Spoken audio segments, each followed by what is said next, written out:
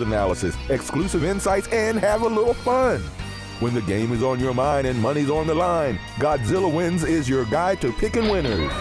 Godzilla Wins, on the screens of your TV and favorite devices, commanding radio airwaves far and wide. Before you make that play, hear what the Godzilla crew has to say. Presented by WestVirginiaSportsNation.com, it's time for Godzilla Wins, all across the John Fredericks Media Network. Oh yeah, for entertainment purposes only. Welcome to another edition of Godzilla Wins. Once again, I'm roped into hosting this show. Mitch Rogers texted me when I got up today and said, I'm sick. I'm going to the emergency room. I've got a sore throat. You know why? You know why sick, guys? I'm going to be candid with you. I love Mitch to death. You know why sick? Because he doesn't have the wellness company emergency kit, the contagion kit like I do, right? I get sick, I start feeling it, Joe gets sick, and boom, we got everything in there. We got hydroxychloroquine, we got ivermectin, we got the Z-Pack. We got it all, but Mitch, no, he doesn't want us to buy it, even with the promo code Godzilla. So now he's out sick, roping me in to hosting the show once again. Now, for everybody else out there, let's learn from Mitch's god-awful mistake here, Mitch Rogers. We love him to death, but you got to get your emergency kit. This is all you got to do. It's like, it is insane not to have this. Al's got it up there. Al's got it too. You get your contagion kit. All you got to do is go to twc.health/Godzilla. You get your emergency kit. You get your contagion kit. Everything is right there. As soon as you feel it coming on, boom, there's a guidebook. You take it. You're done. 12 hours. You're good as new. Gets it out before it sets in. Instead of going to the emergency room and getting strep throat and all that crazy stuff. Dude, twc.health/Godzilla, promo code Godzilla. You're going to get yourself 10% off. So I have this lovely backdrop here in Lafayette, Louisiana, where we're going to get to this debacle we had last night in a minute. But first, let's introduce everybody. Welcome to Godzilla Wins. This is the number one sports pick and analysis show you're going to find in the world, on the globe, anywhere. It's actually the hottest thing we have. Go figure. We started this thing, 7 years ago, my son Jack and I, as just basically a hoop. It was like camp. You know what the word camp means? Like, hey, let's just do something. This will be fun. Throw it on the air. And now it's the hottest thing we have. And now that since we got Vince and Brendan and Dan in here, man, this thing's hot as a pepper. Now, remember, if you got a gambling problem, and, everybody knows I gamble, not like I did back in the degenerate days where Ann had to pick me up literally out of the gutter. But you got to gamble responsibly, right? So bet what only you can lose, right? Is just working into your entertainment income, have a little fun with it, but always bet responsibly. Now, if you or someone you know has a gambling problem, I want you to call this number, all right? I want you to call 1-800-GAMBLER, 1-800-GAMBLER, and don't do what Saxman did, which is make a bet with his friend on how many times the phone would ring before they answered. Don't do that. Go to 1-800-GAMBLER, 1-800-GAMBLER. Send this to your friends, anybody that you know, and take care of that problem. Because gambling, like anything else, everything in moderation. Even if you're eating popcorn, don't eat 2 bags of it. All in moderation. Although I did have a bag last night. All in moderation, and you're good to go. Anyway, let's introduce our esteemed panel. My mainstay here, when everything else is going in the crapper, I can always depend on Brendan Statler to be here. Someday, Brendan, one of these shows is just going to be you and me. That's it. We got Brendan Statler. Brendan is a senior contributor to WVSportsNation.com. Go to WVSportsNation.com. He is also part of the sales team at WVTheTorch.com. And heard some good news last night from your boss, Pasqua. You guys are getting baseball sold out. You got 11 more ads to go in 3 weeks. And West Virginia is undefeated, 12-0 last night. So let's get on the phone. Saturday's a good day to sell. Get on the phone, get these sales made, and make me a happy camper. When I get baseball sold out, then I'll be happy. I'll stop riding your butt. Anyway, that's Brendan. Also with us, need I say more? The coach, the old ball coach. Now I can call him the old ball coach. Vince Mayako. Last year of coaching at Taft College, one of the greatest JUCO coaches ever. Now, he can't leak this stuff. He retired after a quarter century, so he's got California pensions going on. He's set for life, but he's too young to just hang around in the Godzilla Win Show. So he's going to show up on the staff of the San Francisco Giants. He's going to be working for Tony. We know it's coming. I don't. You can say it's not. We know it's coming. Also, a new entrant into our show, Dan Hobgood. Dan, thanks for being with us as well. Dan, the former morning producer of the John Reed Show at WRVA in Richmond, and produced that in the morning for a long, long time.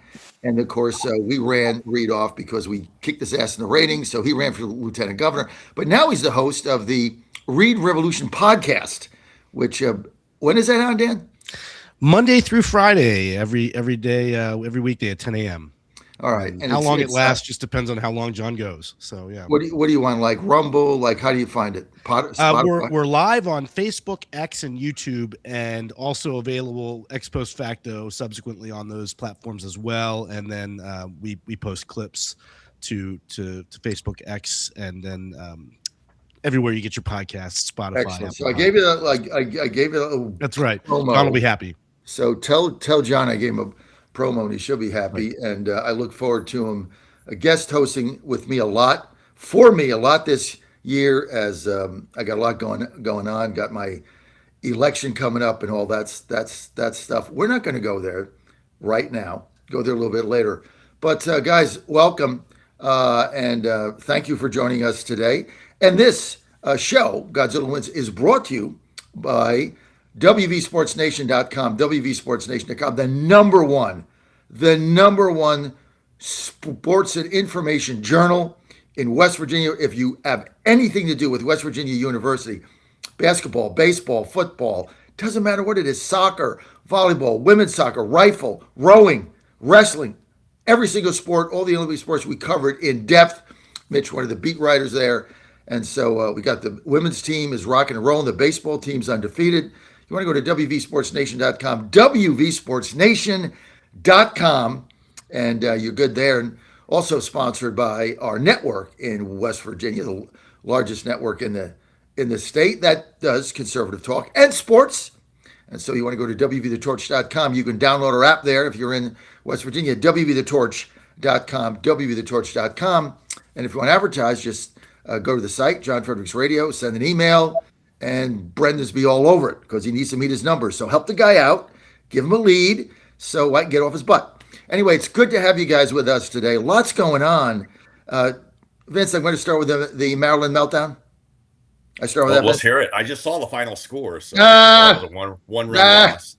So we got a 4-0 lead. Now you got to remember last year Maryland led the Big Ten in blowing leads after the 6th inning, right? So they went out.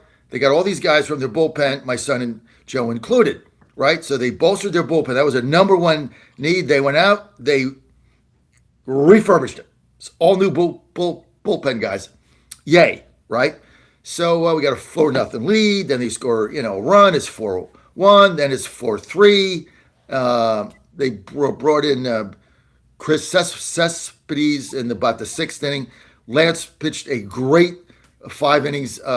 Brings him in, get out of the inning, 4-3, pitches the 7th, pitches the 8th, goes into the 9th. He's got 57 pitches. I missed the fifth game of the season, and he's a reliever. So Coach Swope keeps him in. Got a little gassed, walked the first 2 guys. Then there's a hit. Then another walk takes him out. Now it's 6-4.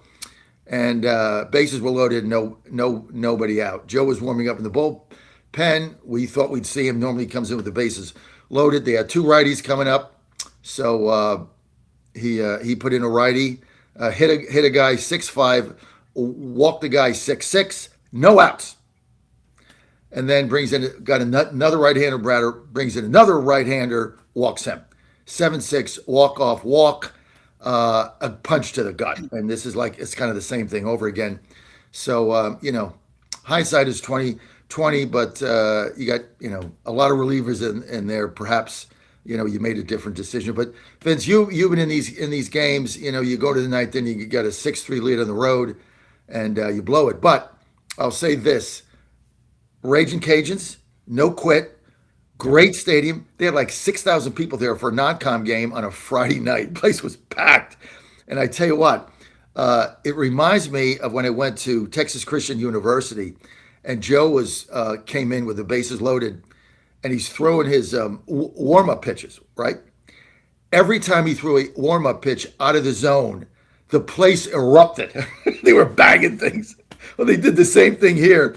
When he's warming up, if they threw a ball in the 7 pitches, the stadium's going berserk. So it puts a lot of pressure on a young fella going in. But that was that. West Virginia beat Liberty yesterday 12-0. I tell you what, Vince and Brendan, West Virginia's for real. I mean, they are for real. That lineup is freaking relentless. I mean, 1-9, everybody's hitting like 350. Doesn't matter who gets up there. And then, they had that starter yesterday, that D2 starter. He was absolutely lights out. Then they bring in Bessinger. He hasn't thrown a ball out of the strike zone in like 2 seasons. Everything is a strike, so you got to hit it. And then they shut Liberty out, which is supposed to be a halfway decent team. But we'll just get Brendan's comments here, man. This thing is these guys are for real, dude. Yeah, it's all gas and no break for the Mountaineers right now. I mean, the game yesterday got off to kind of a slow start. I don't think they scored till like the 4th inning or something, which is kind of unusual for West Virginia. But man, once they take off, they take off. It was 4-0, and I think the 5th inning, I had to leave the house, and then I came back shortly after and saw the final score 12-0. I'm like, man, these guys just pour it on at the end. That's what makes them so dangerous. I mean, it's what once they start scoring, the other team just can't seem to stop the bleeding. They can't keep the ball in the yard. It's just it's amazing the bats they have, and the pitching rotation they have is even better this year than it was last year. This team's going to Omaha. Let's get Logan in. And I know we're spending time here. It's not in the rundown, but somebody hit a grand slam last night. I had it on the radio. Or I had it on the what I have it on ESPN 3 while I was waiting for Joe's game. Somebody hit a grand slam, but as soon as Liberty took the starter out, I knew the game was over, because they just whoever came in that bullpen, as soon as you get into their second, third pitcher, it's over. They just jumped on him, Logan. Yeah, no. I was listening to the game on the radio. It was a Liberty radio, pretty good broadcast actually. But yeah, I mean, for the Mountaineers, they're just deep. Pitching staff's deep, batting lineup's deep. They have multiple guys that can play multiple positions. And that's something that Saban's actually talked about in his preseason presser, was that they have athletes. They don't have big stubby guys that can only play the corners, or guys that are only limited to certain positions. They have just absolute ball players that can play multiple positions, and that's going to help them throughout this season. I mean, look at Gavin Kelly. He struggled yesterday, but he's still one of their better players, and he can play shortstop, second, outfield, catcher. Brody Kresser, shortstop, second base, outfield. These guys are just athletes, and they are showing what kind of style team they are, which is they're going to be relentless in the batter's box, and they're going to steal bases at an obscene rate. Multiple steals yesterday, I think like 3 or 4. I think they had 11 hits total as a team. Pitching-wise, Chance and Cole, lights out, a little over 5 innings, 7 or 8 strikeouts, only 2 walks, 2 hits. He's really good. And this pitching staff, between Max Ewell, between today, I think the starter today, Dawson Montesa, he's really good. This team is just I think this team is better than last year's squad, and that's saying something. Last year's squad was really deep as well, but I think this pitching staff in particular is really good. Brian, right. You can follow them. Just go to wvsportsnation.com. You can read Logan. You can read Brendan. Everybody is there. wvsportsnation.com. I think they're going to Omaha, so get your tickets ready. And by the way, if you're an advertiser with us on baseball, you get first dibs when they get to the regionals, super regionals, and the World Series. So you want to be associated now. You don't want to miss out. Just go to wvthetorch.com, wvthetorch.com. You're good to go. Okay, let's get to the Olympics, guys. Milana Cortina, 2026 update. Who wants to jump in? No one else wants to. I'll go ahead. Yeah, I don't know how much of y'all been watching, but I've been watching bits and pieces of certain sports, but really it's this hockey team that is really exciting. Yes. I'm sure a lot of y'all have also been watching it, especially for the girls team. I mean, they just absolutely dominated. What, they only allow like 1 or 2 goals for the whole Winter Olympics? I think it was 2 or 3 throughout the entire tournament. Just pure domination. And then you got the men's team who is playing very well as well, just closer games. But I mean, overall, I would say that the hockey has been very competitive and very fun to watch. As a Penguins fan, it sucks to see Crosby go down. Hopefully he's okay. But as an American, I'm definitely not going to feel sorry for the Canadians. But overall, I mean, it's been a pretty fun Olympics. Norway's just, killing the rest of the competition. But Italy, they're doing well as well, being the home country. But I don't know. I think as you've seen these last couple of days, I hope to see the Americans kind of win some more events and possibly go into the number 1. But so far, it's been a good Olympics, and I'm excited to see the wrap up of curling and just to see if the Americans can complete the gold in hockey. Let's get the old ball coach in here, Vince. What do you think? Well, I echo Logan's analysis of the 2026 Milano Olympic Games. He mentioned the country of Norway, which is the top of the leaderboard when it comes to countries and total medals.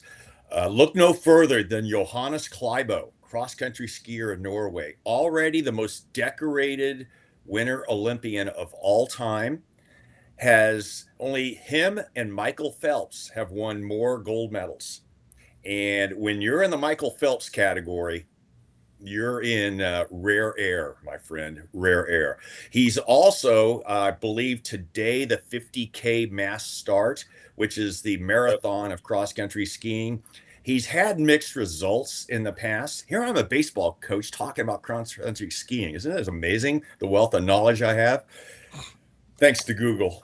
So anyhow, we've got some information here that he's had mixed results. He is, I think, the 2025 world champion in the 50K, but he's had some, it's a feast or famine. But boy, how do you bet against him in the 50K today? Yeah, I think he won that again. So he now I think has 6 golds. So he's already the event's already taken place. I think the 50K mass start. Yeah, he won gold in that. Wow. Well, there you have it. That's insane. Dan Hobgood, you want to jump in here, Dan? Yeah, shout out above all, I guess at this point to Alyssa Liu, who became the first American figure skater to win a gold medal since 2006. So really interesting backstory, I think, for her. I was reading up a little bit about her family and how she was the youngest person, I think, ever to win. What was the award that she won in 13? But anyway, it was an up and coming young figure skater, and then went off to sort of pursue it more seriously in boarding school in Colorado to be closer to sort of the USA headquarters and for the country. And I think kind of had a miserable time and sort of came back to her family and said, look, if I keep doing this, I got to do it my way. I don't want to do it like this. I want to be home and do things closer to family and friends, and here she is today. She's an Olympic champion. So congratulations. And you know, on top of that, Dan, the backstory to her and her family, where her dad was persecuted by the CCP. He was actually part of the student demonstration at Tiananmen Square in 1989. Wow. Escaped, probably would have been in prison or dead by now had he stayed. Yeah. And the story, the background on that, kind of the opposite of our friend Eileen Gu, who born and raised in the Bay Area, okay, and is competed under the flag of the Chinese Communist Party. So a tale of 2 individuals there that had ties to China. And I think it's fair to assume the vast majority of our watchers and our listeners are probably big Alyssa Liu fans. Yeah. And probably not really going to be sending any Christmas cards to Eileen Gu here this next year. Look, I don't think so. And look, I never want to root against any U.S. player, but I'm going to be candid with you guys. I didn't lose any sleep over the fact that Amber Glenn, the woke Amber Glenn, got waxed and didn't get a gold medal. A gold medal. I mean, I didn't lose any sleep over that, to say the least. Somebody want to jump in and comment on that? Yeah, I will, because you opened a can of worms for me. Amber Glenn, okay, she's identified obviously as, I don't know, maybe not obviously, but she's identified as the first U.S. figure skater that's openly queer, and I help me out here, John. I don't know. I understand identifying as lesbian or gay or whatever, but queer, I was like, okay, well, what does that all mean? But on top of that, okay, and that's to each their own, to each their own. But when all of a sudden you use the Olympics as a platform to bash your country and the current administration, you lose me right there. Okay, you lose me right there. And then how and poetic justice, I guess, in the short program, she falls on her backside several times, 13th place, comes back 2 nights later in the long program, and NBC treats her like she's a national hero. How she's conquered all these demons, and she had a rough outing 2 nights ago, but now she's the poster child of U.S. figure skating. Excuse me? I mean, Yeah. let's praise Alyssa Liu, who won the gold medal and has kept her mouth shut and has a great family history. Yeah, U.S. national champion at 13. That's what I was trying to say earlier. Let's ask one of the young guys here, Logan or Brendan. I'm with Vince. I mean, I'm going to be 68 in two weeks. What the hell is queer? Like, what is that? It's who knows, John. It's another term that the left has made up to make themselves feel important because they're not very interesting people. Yeah, but it's got to signify something. I mean, Vince and I understand gay. I think it's the whole. We understand lesbian. We understand bi. We understand trans. There's an I in there somewhere, but John, I'll tell you what it means. It's basically a woke or politically correct way of saying I'm weird. That's basically what I was getting at. I mean, that's what was cut through the crap. That's what it is. It's also more. I think it's more umbrella. Like it's not very specific. So you're anything. You're male, female, lesbian, gay, bisexual, pansexual, furry. Asexual. If you say that you're queer, somehow that's less derogatory sounding to these folks than saying I'm weird. So yeah, you got to respect me, John. I'm queer. But Dan, queer. if we use the word queer, we're chastised for it. That's right. It's just its own. I mean, this whole thing. This is why China and Russia are laughing at us. But yeah, I mean, it's just ridiculous. All right, let's get to some of your favorite moments, right? I mean, and I'll start. I love watching the girls hockey. I mean, that is the one thing that I love watching. First of all, becoming a fan of women's hockey. There's actually people that follow us might not know this, but there's actually a women's hockey league in the United States, which is gaining fans and grounds at a faster pace than the WNBA did. For whatever reason, I do not know. But I love watching their spirit, and there's no politics in it. All they get out there is try to win games. That's what there's I love your answer, John. Is that the answer? Hey, John, did you see the gold medal ceremony? The entire team singing the national anthem arm in arm. Yeah. If that doesn't ring red, white, and blue and patriotism, I don't know what does. Yeah, they're beautiful. easier to root for than the basketball players and certainly the soccer players. So, anybody else got a favorite segment here that's going on? You guys, somebody wants to jump in with that? All I want to say is take a seat, Canada. Hockey now belongs to the United States. The women's team beat you in the gold medal game, and the men's team's going to do the same tomorrow. Let's go. Yeah. I think it's Sunday at 8 a.m., right? It 8 a.m. Eastern. 8 a.m. Eastern, so you don't want to miss. 5 p.m. Pacific or 5 a.m. Pacific. I'll be up and early tomorrow morning. Yeah. Well, you're always up early, Coach. All right. Ask us again in 24 hours. That the highlight of the Olympics may still be to come. You're on the Godzilla Win Show. This is Saturday. I'm your host, stand-in for Mitch Rogers, who is sick today because he didn't bother to buy the medical emergency kit or the contagion kit from the wellness company. So his problem, not mine. Well, it is my problem because I got a host. So not good.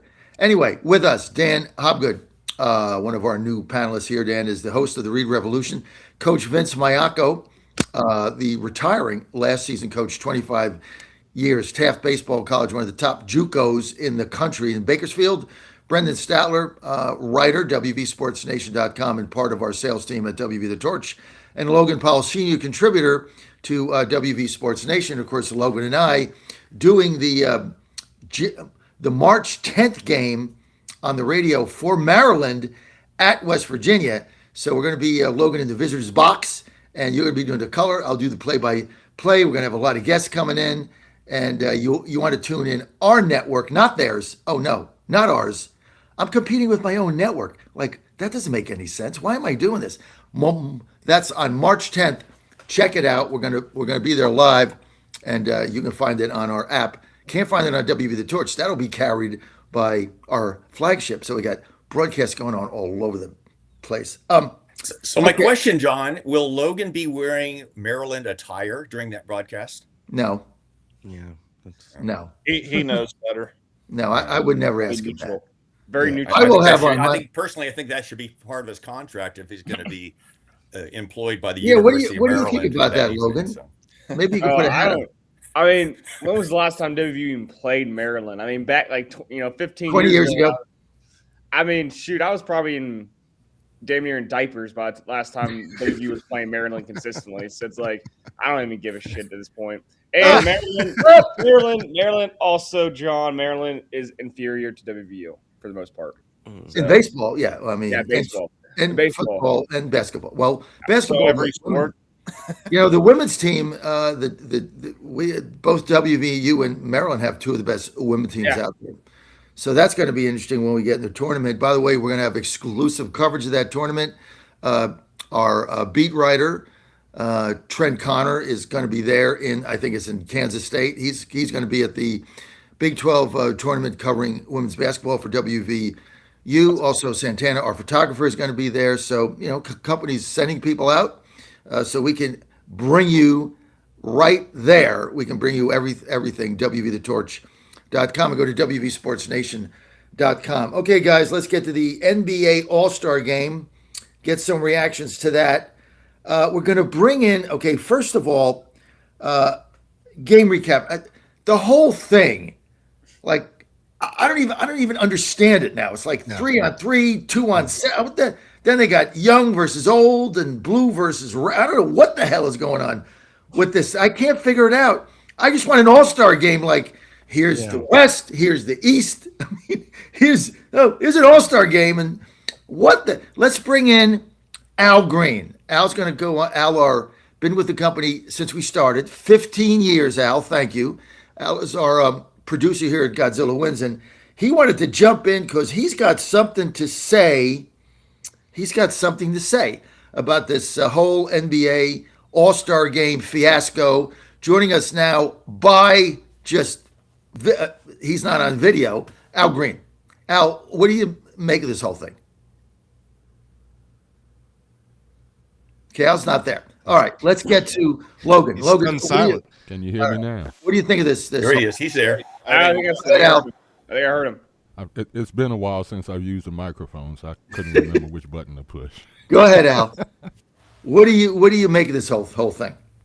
Well, I have to say I had no intention of watching the NBA All-Star Game because it has become such a fiasco for the last 15, 20 years or so. But I just happened to walk in the room. My mom had it on TV, so I'm looking. I'm like, the guys are actually competing. This is like they're really playing basketball. I mean, of course not at a regular season, level of competition, but it was legitimate, like watching a basketball game. So it was kind of entertaining.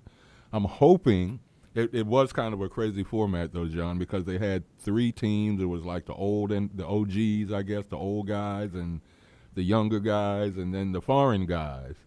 And somehow they had a little round robin thing happening between the different teams. I still couldn't really figure that out, but it was fun watching, and hopefully it will lead back to like a regular East-West game where the guys actually compete at a respectable level, like it used to be when we were kids. Mhm. Yeah. Al, we don't talk to each other a lot now because I'm in DC, you're in Richmond. But when we worked in closer proximity to each other, and I used to come to the studio, like you were a huge NBA fan, dude. Your son played basketball in college. You got a scholarship. He was a really good ball player. Used to go to the games. You're a big NBA fan, a big Lakers fan. But I haven't heard you talking much about it now. What's the deal out? What gives? Well, always a Laker fan, have been since the Jerry West, Gail Goodrich days. So, I've been a Laker fan pretty much all my life. The NBA, I've just kind of drifted away, and primarily this season, more than anything, it's because of this new TV deal, which I guess is good for helping the league and helping the players get paid and stuff. But I'm having a hard time knowing what channel the games are on, and now they're on Peacock and ESPN, I think NBA TV. It's like it's on too many networks, and I just don't. TNT was reliable. I knew what nights they came on. It was going to be there. I didn't have to think about where's the game. Sometimes NBC runs the game. They'll do a doubleheader where the first game's on NBC, the second game's on Peacock. It's just like it's they're making it harder to watch, which I really don't understand. But that's what they're doing. Anybody? I mean, I kind of agree with Al here. I mean, they were always on TNT. At right, Charles Barkley, he was always a hoot to get his analysis. You knew what night they were on.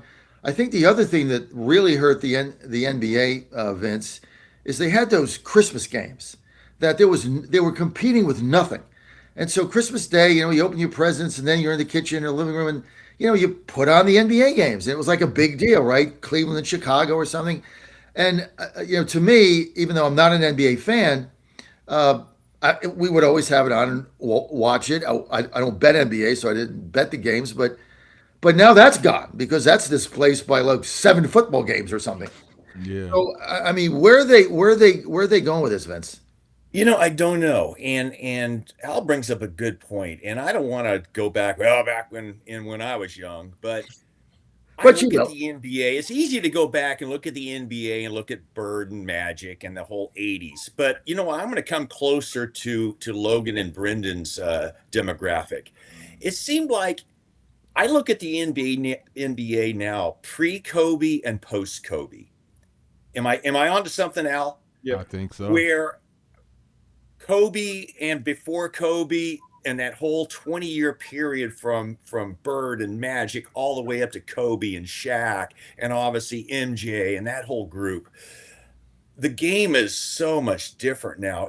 I know it's on the script, load management. You spend $500 for a ticket to take you and your kid to a game, and all of a sudden you're watching, you want to watch Steph Curry and the Warriors, and Steph's taking a night off because it's load management.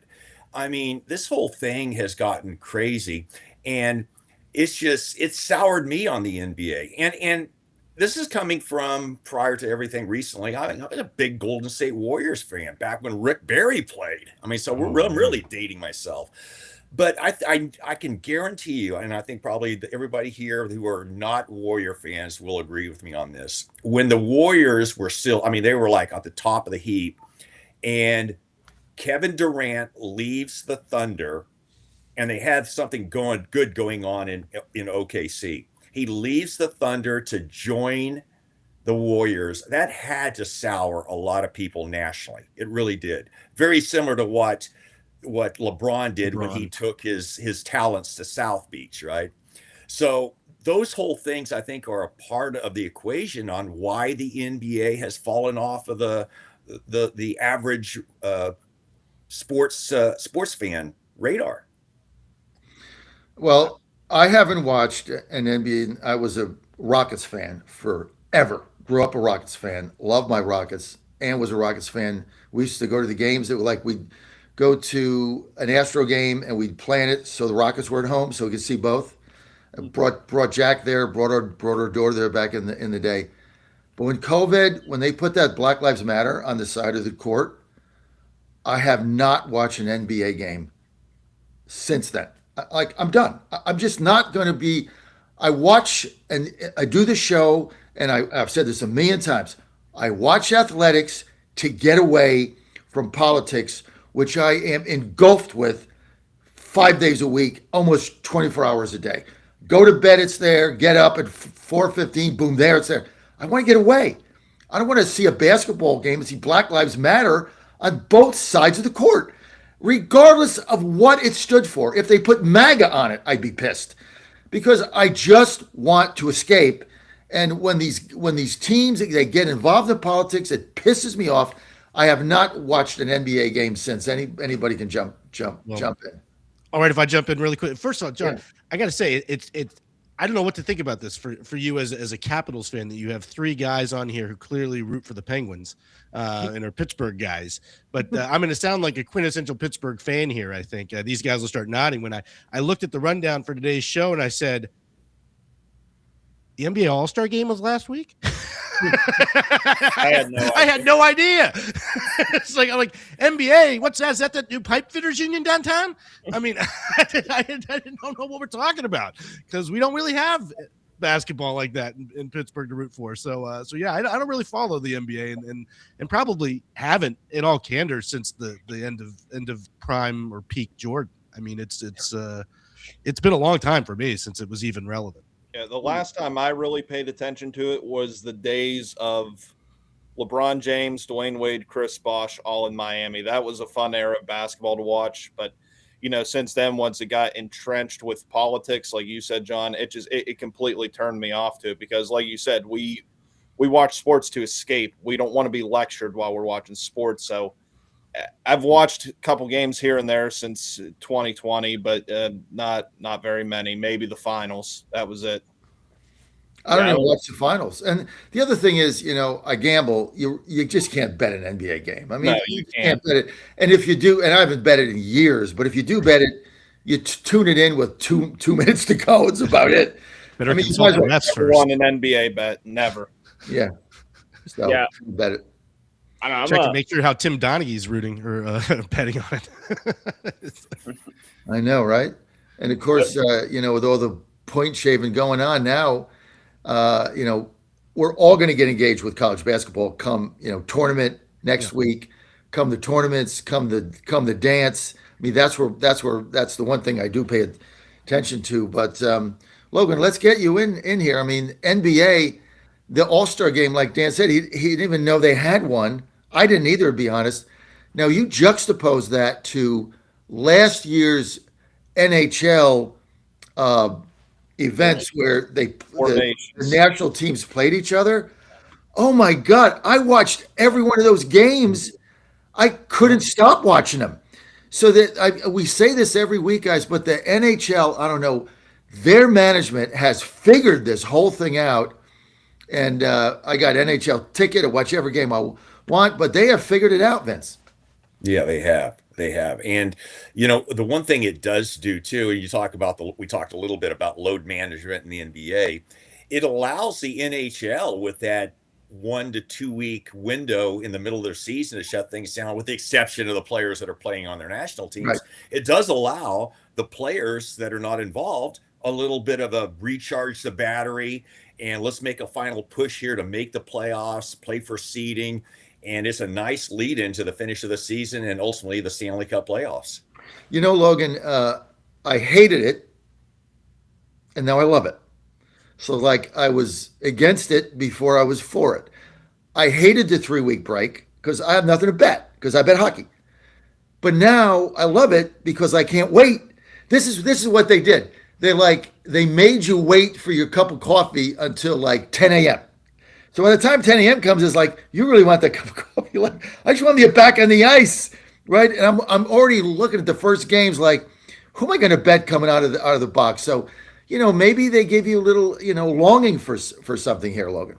I enjoyed a lot. I mean, just watching the best of the best compete for their respective countries. I mean, that's what you want. You don't want to see, the average Joes that, that they're good, but they're not the professionals. If you are going to play in something like the Olympics, go ahead and use your best athletes to represent you. And I just think it causes for really great games. And it just allows each nation, the main nation, the Canadas, the Russias, the USA's, it allows them all to have their own respective players that are very good.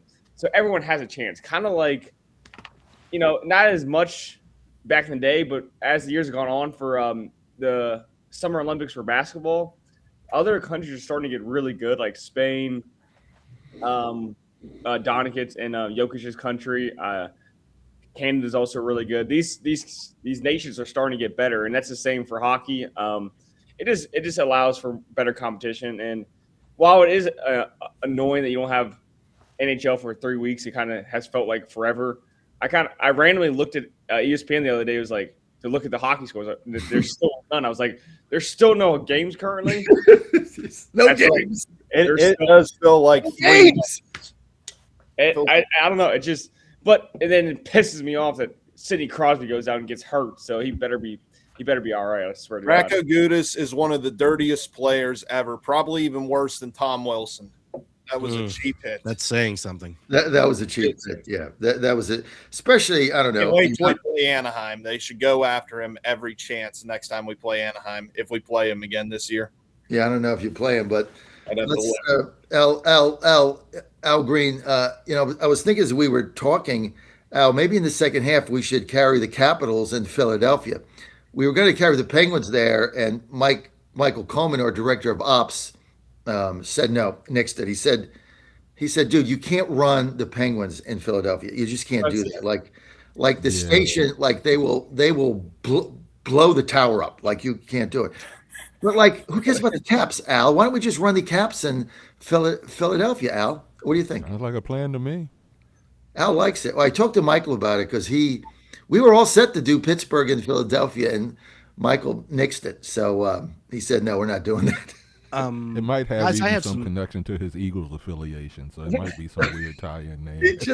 He went nuts. He said, no, I'm not. No. And Michael hardly ever pushes back on stuff. He's like, no, we're not doing that, John. You can't run the Penguins in Philadelphia. You just can't do it. It's bad juju. But the Capitals, right? We ought to do that. Who cares? See, Vince, you don't know this, but Al knows this. We run the company live on air. It just saves time. We get all our fans involved. Anybody who wants to get in the Getter chat, should we run the Capitals after the break in our Philadelphia station? Should we do it? Yes or no? This is how we run the company. It saves time, Vince. All right, guys. John, I hear there's a huge Seattle Kraken fan base in Philadelphia. Yeah, 3. I thought it was Utah Mammoth. Yeah, the game at midnight, right? Utah or Seattle, I forget which. Something ridiculous like that. Oh, Dan just texted this. Oh my goodness, Bill Mazeroski has passed. R.I.P. Of the greatest home run of all time. Of all time, and one of the greatest guys. And when you go to a Pirates game, they have all the plaques, and they have, the whole rundown of his home run on a plaque there. Wow, you get older, Vince, and people start dying every day that you knew. It gets a little sad, but R.I.P. May his soul. 1960 World Series MVP. 1960 Game 7. If memory serves me right, I was born in '62, so I'm using, once again, we'll give a little Bill Mazeroski send off here. I believe in that series, all 4 games the Pirates won was by 1 or 2 runs. Yep, I was Every just about to game mention the this. Yankees won, they boat raced the Pirates Yes. in all 3 games, like double-digit runs. They outscored the Pirates by 30 runs in that Yes. series. Yes. And Mazeroski hits a legitimate walk-off home run in Game 7 of the World Series to take down the mighty New York Yankees. It was, and it's the last time. Yeah. The last time that a Pittsburgh championship has been won on home soil. Obviously, none of the Super Bowls were won in Pittsburgh. The hockey games were all won on the road. And but yeah, that's the last time that a Pittsburgh championship, a world championship, has been won on home soil. Go Yinzers. 60. Yep. Yeah. Go What a Yinzer. Yeah. All right. We're going to have to crack open an icy light later in honor of Mazeroski. Honor of Maz. Do they still have those icy? Oh, lights? Oh yeah, I got them in the fridge right now, John. Oh yeah. All right. Well, I'll tell you what. Is there a Mazeroski statue? at PNC? Yeah. Yes. I believe There so. is. And in fact, Andrew Filipponi, my former Odyssey colleague, just posted a tribute, and I think it's featured prominently in this Nice. 90-second tribute the Pirates put together and have released it. Yeah, worth looking. Let me guess here. looking up for sure. I'm kind of venturing off the path, but probably a Maz statue, a Clemente statue, and a Pops statue. That's about it. That's Yeah. it. Those are the boy. Yeah, fun so fact: who's- Willie who's the Stargell's four- niece who's was the a fourth roommate of Mount mine. Him, Rushmore of Honest Pirates? Wagner. Yeah. Willie Stargell's niece was a roommate of yours. Yep. That's Yeah. cool.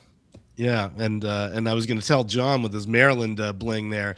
One of your panelists here was at the last game, courtside no less, at the last game at Cole Fieldhouse in 2002. Wow. No longer there. Now now the Maryland Coliseum they got, that thing is like an NBA Coliseum. That thing is Yeah. Like Comcast Center or whatever I don't know. that what is they call that it. is. Sounds like an I NBA mean, stadium. it's amazing. You go to Maryland, they have one of the most beautiful basketball, women's and men basketball. They also play volleyball there. Arenas in the nation. I mean, that thing is like they spared no expense. Their football stadium is equally as gorgeous, right? They have boxes, and it's right in the middle of campus. Football team hasn't done very well. Then you go to their baseball stadium, and it's like playing on a high school field. I mean, there's no boxes. All of them are bleachers. There are no seats. The press box is wooden, like in the old days. And but hey, you know what? It's a little bandbox, and I've said this before. Their bull because they beat Georgetown at home. Their bullpen, the home bullpen for Maryland is like gorgeous, like bathrooms in it. It's enclosed. It's top notch. Everything is top notch there. Cushioned seats, right there. The whole thing. The visitors' bullpen is out in right field, and there's a porta potty that is like 100 yards away. Where you got to go out of the gate to go there. I mean, they really don't do anything for the road teams. Hey guys, this segment brought to you by my good friend Mike Lindell and My Pillow. As you know, My Pillow, a founding sponsor of Godzilla Wins, been here 7 years. Mike, thank you, and Dawn Curtis, you guys rock. And Dawn, their VP of Marketing, said, "Look, I want to thank all of our Godzilla Wins listeners for their great support in 25, and they're going to make 26. They said the best year ever." She said their sales on Saturday are way up. That's because of Godzilla Wins. So she attributes that to us, and you guys tuned in. She wants to thank you. And she says, "Look, I'm going to give you guys free shipping for your entire order and wholesale pricing." Look, so they're bringing back the Mega sale. For example, the classic My Pillows, regularly $49.98, now only $14.98. Oh my God, I've got those. Turn any mattress into the best mattress ever with a made in the USA My Pillow mattress topper. I've got one of those too. You can save up to $100. Get a set of My Pillow Giza Dream Sheets now. Get the towels, $29.98, or the 6-pack towel set, $34.98. The best specials ever. Go to mypillow.com/Godzilla. Use promo code Godzilla. mypillow.com/Godzilla. Promo code Godzilla. Or call 800-854-0504. 800-854-0504. Or go to mypillow.com. Either way, promo code Godzilla. Order now, and your order ships absolutely free, whatever you get. So you guys are good to go. Okay. Let's get to we got a couple more minutes. We're in the second segment. We're gonna do college basketball. So let's talk a little baseball, right? We've got spring training coming up. We got a lot of moves being made. Who's in? Who's out? Let's just go around the horn. I'll start with the old ball coach. What team? And like this is a no Dodger zone, so like just forget the Dodgers. Other than the Dodgers, which are crazy. What team? And then we'll get to Tony Clark. What team do you think improved themselves the most this offseason, Vince? You know, we were talking, was it last week we were talking about the divisions, and I think we may have looked past the AL Central. Yes. And it was interesting. I was ready to jump on the Detroit Tigers. I think the Tigers could be and I don't even really call them a sleeper because they won their division last year. But with the acquisition, obviously having Scooble back, and it's probably the last year they're going to have him because I believe he's a free agent in a year or two, and of course with the potential shutdown of 2027, they went out and brought back Verlander. And you're like, oh, well, Verlander's 42. But you know what? Towards the end of last season, Verlander threw very well for the Giants. And bringing him into that rotation, I think, is going to be a big plus, not just for Scooble, but the rest of that Detroit Tigers rotation. I like the Detroit Tigers a lot. I really do. And I think this is a team that can definitely compete for a division title, but I think they have a legitimate shot of winning the AL this next year, especially with maybe the Blue Jays not being as good, losing obviously Bo Bichette hurts. They're still going to be in the thick of things. The Yankees will be there. I think your Astros are going to be in the mix as well too. But I look for the Tigers to be a real, a team to watch out for in 2026. Look, Framber Valdez is a crapshoot. I paid him a lot of money. We used to love watching Framber, Ann and I, big Framber fans. But you got to remember, this guy went 1-9 down the stretch. This guy's a head case, and once he crossed his catcher up and could have hurt him, like my wife said, he'll never pitch again for us. They'll never sign him. He could be $1. They're not going to sign him. He's a crapshoot. I mean, there's days where he's lights out, and then he ended last season. He was abysmal. So, but that is a staff. They have a closer. They hit. Dan, who do you think improved the most, other than the Dodgers? Other than the Dodgers. Well, Detroit's a good pick. I've shout out to local boy here, Justin Verlander. I've actually been to his house in the area, not in it, but to it. I've been listening to a lot of Pittsburgh radio this week, and the thing to remember is that the Pirates won 71 games last year. This isn't necessarily to say that the Pirates are going to be all-stars or that they're going to go to the playoffs this year, but I expect a fairly solid jump from them. I do think they're going to win 10-ish more games at a minimum than they did last year, in part because they're starting off the season with a bona fide manager in Donnie Kelly instead of the last guy that they had. Don't even want to mention his name, but yeah, they've made some moves. I think Paul Skeens sort of tried to put some pressure on them to do that, and I do expect them to be at least an 80-win team this year. And 10-win improvement is not nothing. Don't get me excited, Dan. Don't get me too excited. I think you guys are right. I think Pittsburgh did make some improvements. Now they're going to have to win, if you follow baseball like we do, to get in the wild card. You're going to have to win 87 games. It's very difficult to make a 16-game improvement, but it's not impossible because they do have a good young team. So I'll go next while you guys are thinking about it. I think hands down the Orioles, without a doubt, improved their roster better than anybody. They had a very disappointing 2025. This is a team that, 2 times got, in the playoffs, won the division, really great young team, but they look like a deer in the headlights. I think they got swept by Texas. I think got swept by Kansas City. So they're yet to win a playoff game.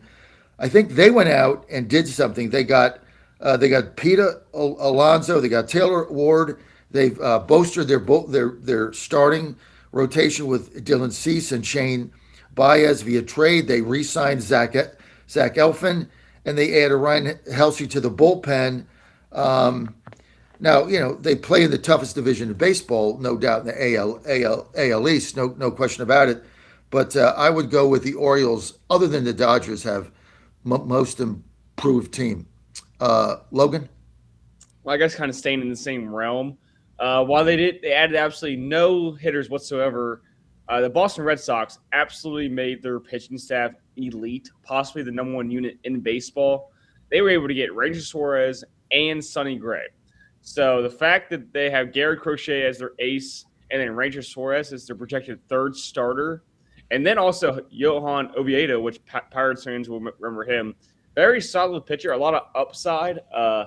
Hasn't always shown it, but as your back-end starter, he's really good. But yeah, the Red Sox, they just went full on in the pitching rotation and just added on. And while they didn't get any hitters and they lost Alex Bregman, I still think that with that pitching staff, they're going to be a team to watch out for.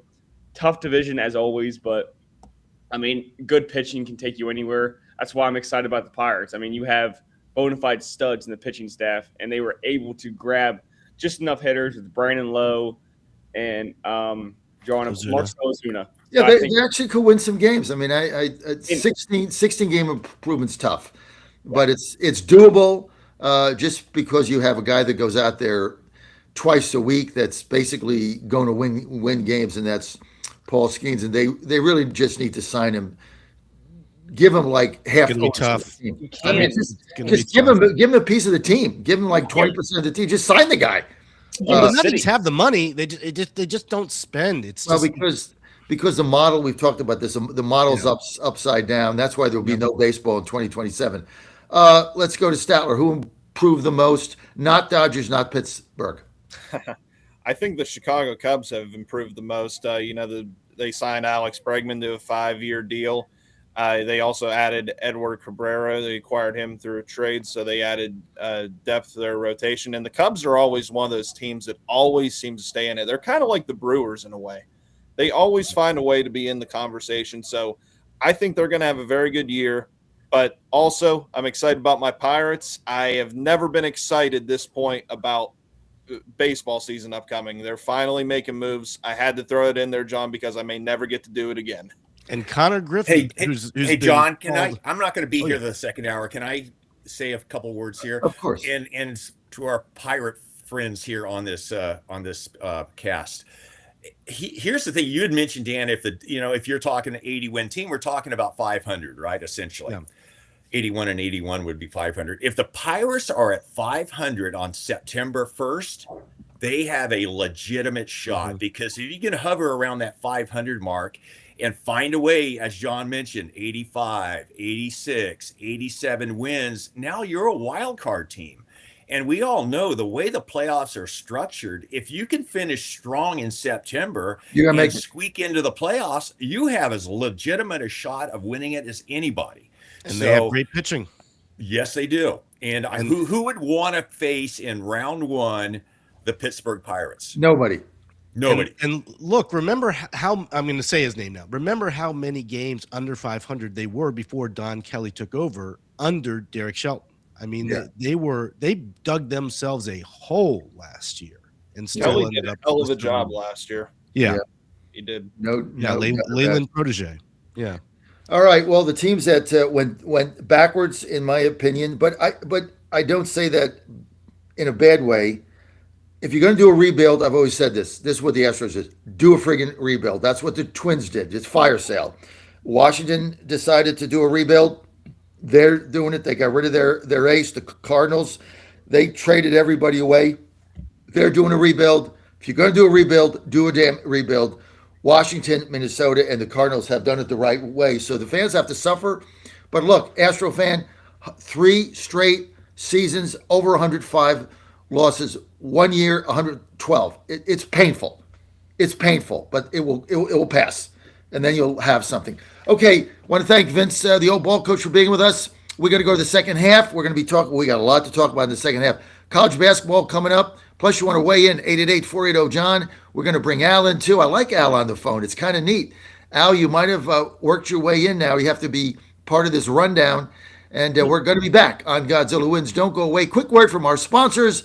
John Frederick sitting in for Mitch Rogers, host, who is sick today because he didn't get his contagion kit from the wellness company. Too bad, Mitch. So sad. We'll be right back.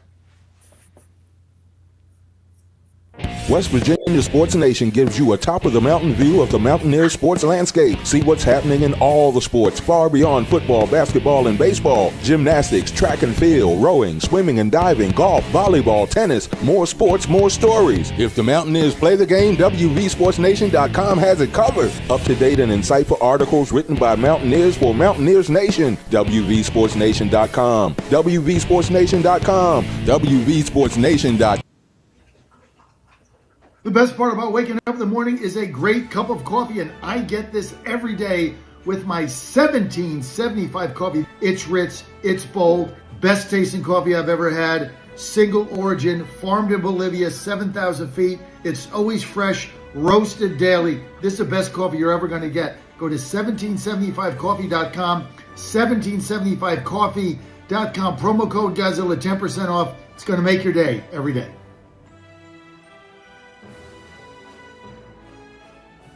You woke up with a sore throat and a low-grade fever. You know you are getting sick, so here's your choices. You can get sicker and miss work, try to see a doctor this week, or sit hours in a crowded waiting room at urgent care. I have a smarter option for you. Open your medical emergency kit. Match your symptoms to doctor-recommended prescription in your booklet and take the right meds now and get well faster. This is not a first aid kit. It's like having an urgent care in your home. It includes doctor-prescribed medications to treat over 39 medical issues like respiratory infections, strep throat, pneumonia, UTIs, and more. No waiting to see the doctor and no standing in line at the pharmacy. It's right here. Every home should have at least one medical emergency kit, and here's how to order. Order online fast and save $45. Your kit with prescriptions to treat common and life-saving illnesses is rushed to your door. Visit twc.health/Godzilla. Promo code Godzilla. That's twc.health/Godzilla.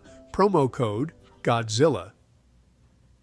John Fredericks, your Godzilla of truth, fiercely independent. No ties to Wall Street, I promote Main Street. The John Fredericks Media Network, privately owned and operated, on top of the issues on air and online. Trucking the truth every day for 14 years. The John Fredericks Show drives your morning, weekdays 6 to 10 a.m. Eastern. The only independent White House correspondent with live reports from the White House. Hit JohnFredericksRadio.com. Watch at JFMN.tv. John Fredericks, your Godzilla of truth. Who's going to stop me now? Nobody. John Fredericks, he's America's Godzilla of truth. All week long, he's world-renowned for his proficient proclivity to prophesy the people's political picks with pinpoint precision. Yeah, baby. Then, on the weekends, he gets with the guys that are pretty wise, and Godzilla wins. Godzilla wins, the sports picking show for winning dough. Money lines, parlays, over-under, the best plays. You choose the game, Godzilla picks the winners. Get expert analysis, exclusive insights, and have a little fun. When the game is on your mind and money's on the line, Godzilla Wins is your guide to picking winners. Godzilla Wins, on the screens of your TV and favorite devices, commanding radio airwaves far and wide. Before you make that play, hear what the Godzilla crew has to say. Presented by West Virginia SportsNation.com, it's time for Godzilla Wins, all across the John Fredericks Media Network. Oh, yeah. For entertainment purposes only.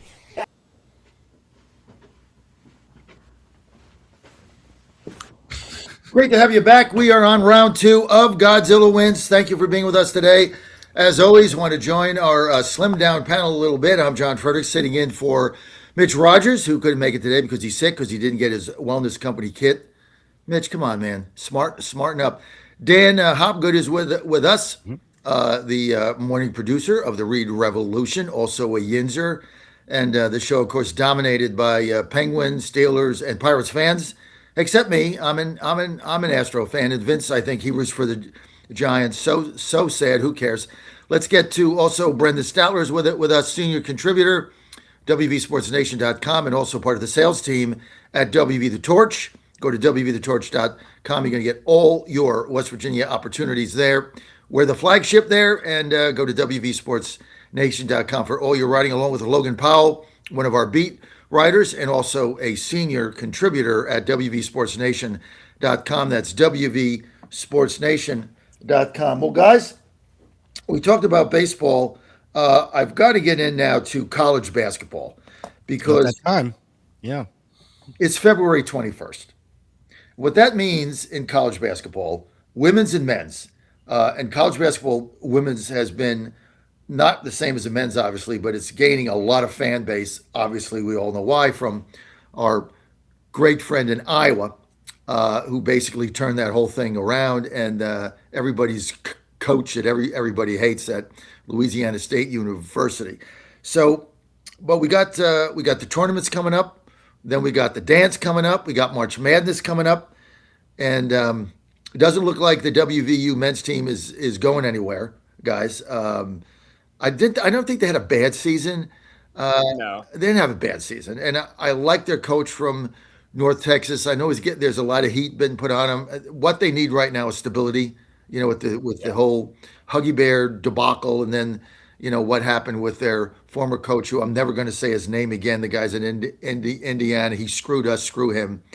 But as we look into this women's basketball, WVU, they've got a legitimate shot to win the tournament. That's why we're sending out our beat writer there, Trent Connor in Kansas.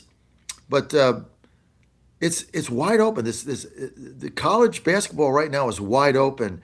Who wants to start with what they think? Just overall thoughts, Logan. Yeah, I think on the men's side, you're looking overall at who's the top favorites. I mean, Michigan is just on a whole nother level right now. They're killing. Whole year they have just. I mean, they're killing teams. They're not like they're beating the Big Ten is deep, and they are beating teams consistently.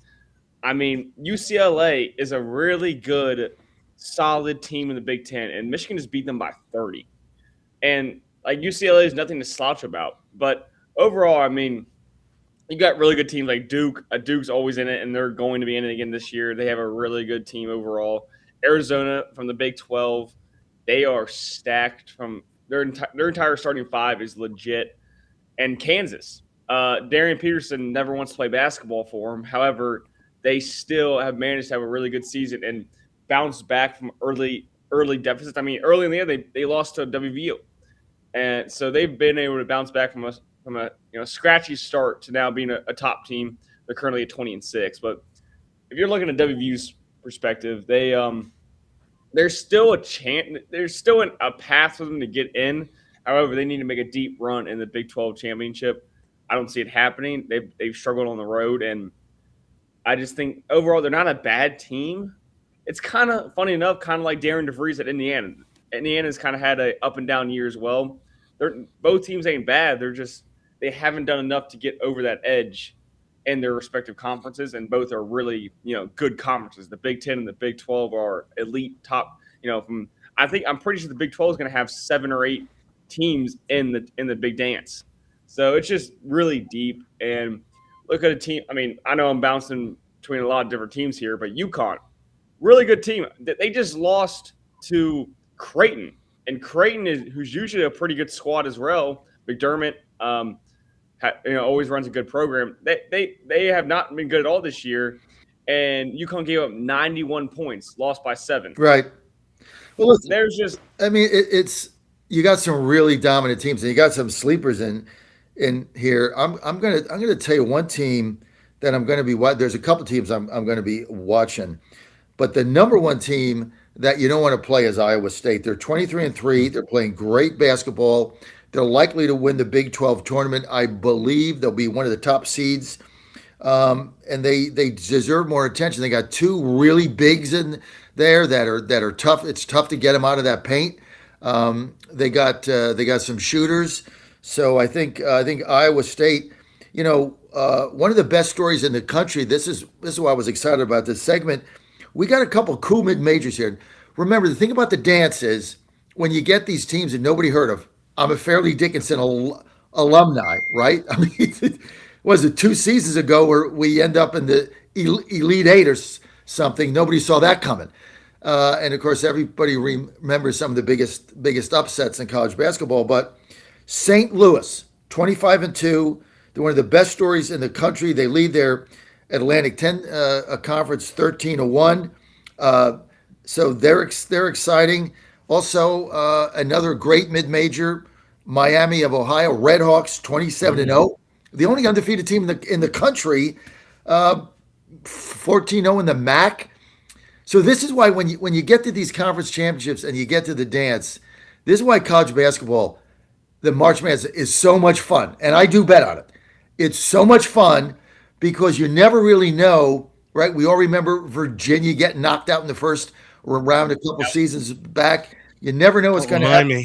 Some of these teams. You've also, you got Duke in there. So let me get to Dan. What do you see here, Dan Hobgood? Well, on the subject of Virginia, if you're going to mention a team that could surprise some people in the tournament, I just looked it up to refresh my memory. Virginia goes to Duke to play at Cameron 1 week from today. Yeah, they're going to get blown out. You think so? Oh yeah, yeah. Look. Well, Duke is 24-2. They're 13-1 in the ACC. They haven't got beat a game at home. Cooper Flagg's got them looking like they can get in the Final Four. They're certainly getting into the Sweet 16. And look, I mean, Virginia's okay. Well, Duke is great. Duke is great, but I think that's going to be a competitive game. I do. I think Virginia's a deep team. They have a lot of shooters, and even if some of their shooters have an off night, they have shooters who can shoot in place of their shooters.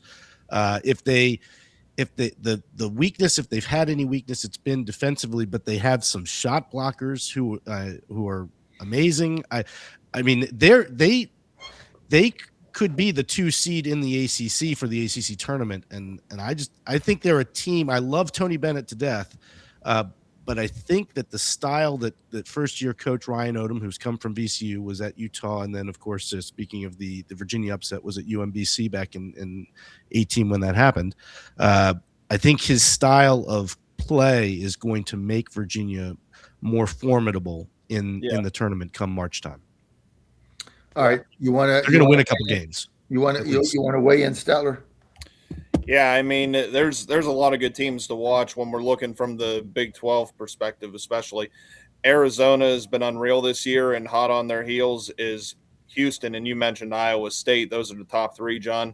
So those are my top 3 to watch in the Big 12. Obviously, of course, you have teams that are in it. Like it seems like every year, you got Duke and Michigan. Arizona State, they look really good this year. Teams that are on the rise right now, you look at Utah State and Villanova. I mean, they're getting hot at the right times too. So there's a lot of good teams to watch here, and it's disappointing the season that West Virginia's had. Not that it's been a bad season, but man, they've had some ugly performances. They're not completely out of it yet, like Logan mentioned earlier, but that game against Utah, they lost that game in the first 10 minutes. They could not have had a worse start. Hopefully they're able to correct that. Hopefully they could sneak into the dance, and who knows what happens. But either way, I think it's going to be an exciting tournament to watch. John. Yep, go ahead. A quick shout out. Brendan said something about Utah State. Jared Calhoun is the coach there, and he used to formerly coach at Fairmont State here in West Virginia. And just a quick little shout out. Pretty sure he also was an assistant coach at WVU for a while, or played at WVU. But yeah, no, Utah State is a team to watch. Jared Kuhn, I'm pretty sure it's his first year there. They are doing an amazing job. They are a really good team. They're one of those teams, those mid majors that they're probably going to make a little bit of a run in the March Madness. They're 23-3. They score a lot of points. A really good team overall. And there is a couple teams in the mid major ranks that could make some noise. I mean, you mentioned Miami of Ohio. They were ranked for the longest time. They were undefeated for the longest time. They got a loss or two in their conference. They might not even make the big dance. Yeah. And they were undefeated for most of the entire year. So I just think that it's shaking up to be some really good conference tournaments that will lead into March Madness. Yeah, and you look at the Big 12 right off the bat. And there's a game today, which I've got a pick on. Arizona going to the Houston Cougars. They're in action. I think this is a 3 p.m. Eastern game. This is basically a Big 12 title game. That's going to be great. Arizona's had a rough week, so there's some chink in the armor after losses at Kansas and then against Texas Tech at home. So yeah, Texas Tech. So bet the Cougars is what you're telling me. Well, listen, I mean, it's if you look at the Cougars, what are they? They're 23-3. I think I just looked up overall. They're 11-12. They're 11-2 in the Big 12, and this is going to be a good matchup. So I'll just give you my pick here. The Cougars are -5.5 over Arizona at home. Arizona has had a tough week, like Dan has said, but what you find in college basketball, unless somebody's hurt and out for games, right? These teams tend to bounce back. I think Arizona goes in there. It opened at at 4, went up to 5.5. I'm gonna take the 5.5 tonight.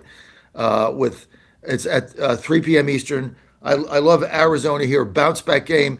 5.5 too much. This is going to be a tough game. Goes right down to the wire, and whoever wins this game, this is basically to me the Big 12 winner. Whoever wins this game. Anybody thoughts on? May decide a number 1 seed too. Yeah, What? probably. Yeah, the number 1 seed. Yeah, I think it'll. Yeah, it might determine the 1 seed. It's gonna be a really good game. I think also, what's the line, John? You said It's up to 5.5. 5.5 for Arizona. No, 5.5. Cougars minus 5.5 at home. It's gonna be a close game. 6.5 now. It's gonna be a close game. I think. I don't know. I think Arizona. I might take Arizona just to make some money purposes because they need to bounce back. They've struggled. Like Dan, you've alluded to it. They have struggled these past couple games. They were undefeated. They were them in Miami, Ohio, which I want to apologize. Miami, Ohio they are still undefeated. It's their women's team that only has one loss. They were also undefeated for a long time. But yeah, Miami, Ohio, and Arizona were the 2 remaining unbeaten, and now Arizona's kind of taking a slide. I think they're going to bounce back against Houston today. I might honestly take Arizona completely outright today. But another game that I'm looking at is Tennessee and Vanderbilt. Tennessee struggles. They've had a lot of struggles over the year. Vanderbilt, another team that is formerly coached by a JMU coach who has completely turned around that program. That's true. Yeah, That's true. 2 former JMU coaches with Signetti, and I think his last name is Boynton for the men's coaches. Both coached at JMU together at the same time. They're still remain in contact, and that completely flipped their respective programs around. That's going to be a really good game because that's an SEC matchup that Vanderbilt kind of needs to win to kind of stay up in the higher upper. Sorry, I can't speak. Upper echelon of the SEC. But you got Tennessee on the other hand, who already has 7 losses. If they want to remain relevant and get a top seed, they need to win games like this. However, Vanderbilt is home. They don't really have a strong home crowd presence, so I might take Tennessee here just because of the necessity they need to win this game. I like Vanderbilt in this game. I mean, I love Vanderbilt. This is a 2 p.m. game, and if you look at this it's almost like football, right? I mean, if you look, this Vandy basketball team is the same story they had in football. They're without a doubt the surprise team of the SEC, right? No doubt about it. They're 21-5 overall. They're 8-5 in the conference, Tennessee's 19-7, 9-4 in the SEC.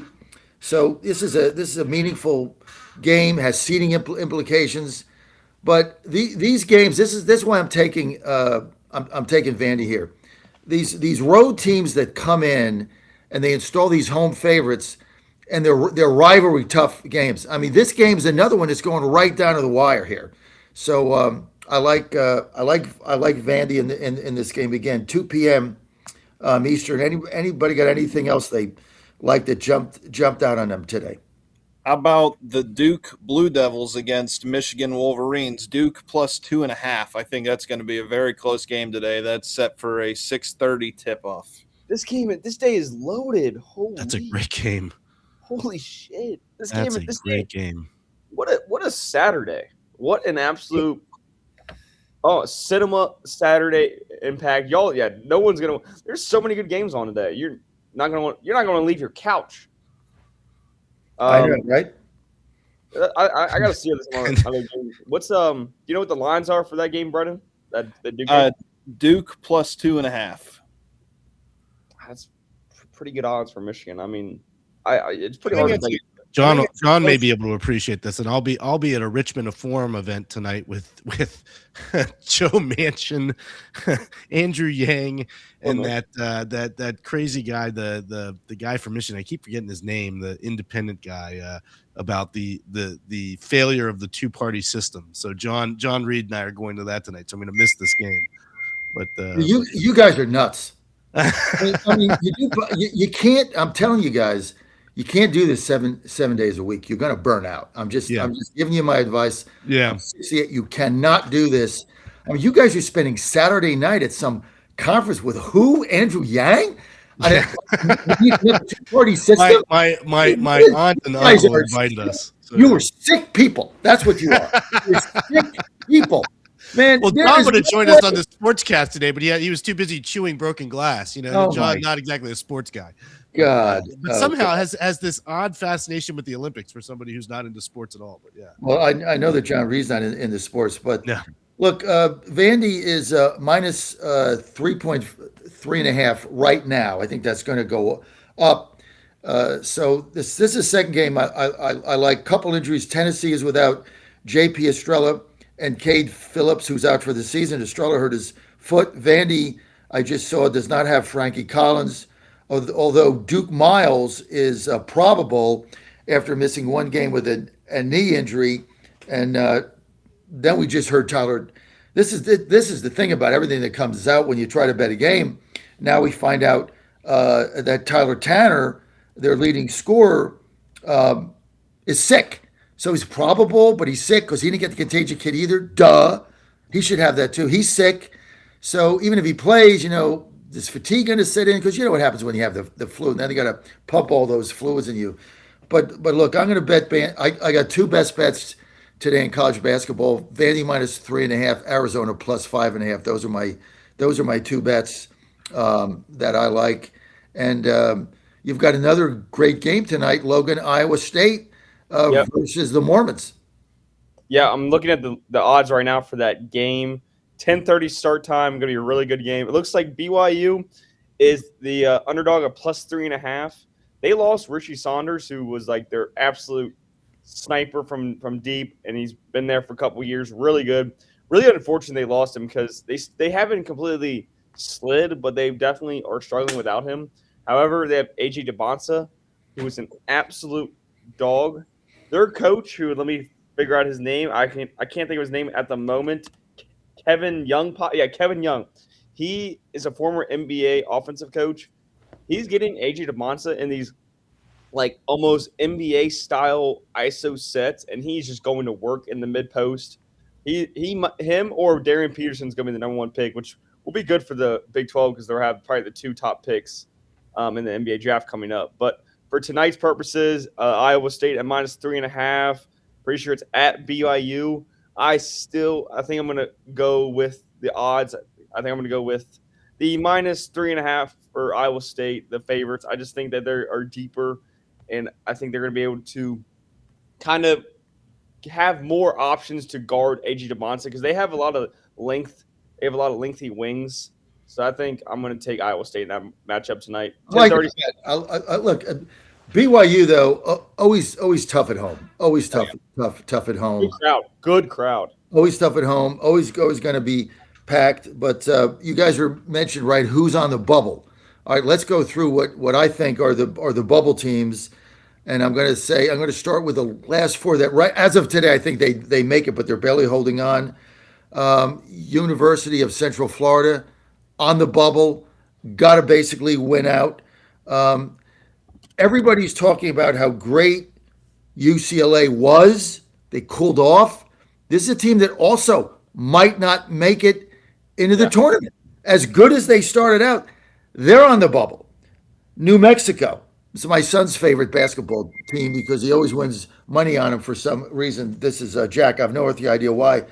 But they're a Mountain West darling. They're riding the bubble. Mizzou, SEC, they sneaked in, but they're hosting Arkansas today. This is a big game for them, right? A lot of these teams are right there in the bubble. The first four out, and I'll get you guys to comment on all this. I think University of Southern California Trojans. I don't think they make it. VCU Rams getting beat by St. Louis Friday night. Dagger for the Rams. San Diego State lost middle of the week, Grand Canyon. I don't think they make it.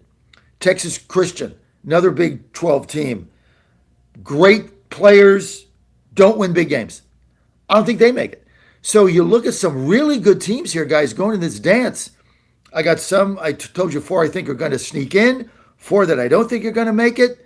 And of course, the UCLA crowd will be whining like West Virginia did last season about not making a dance, and the governor will make a comment on it.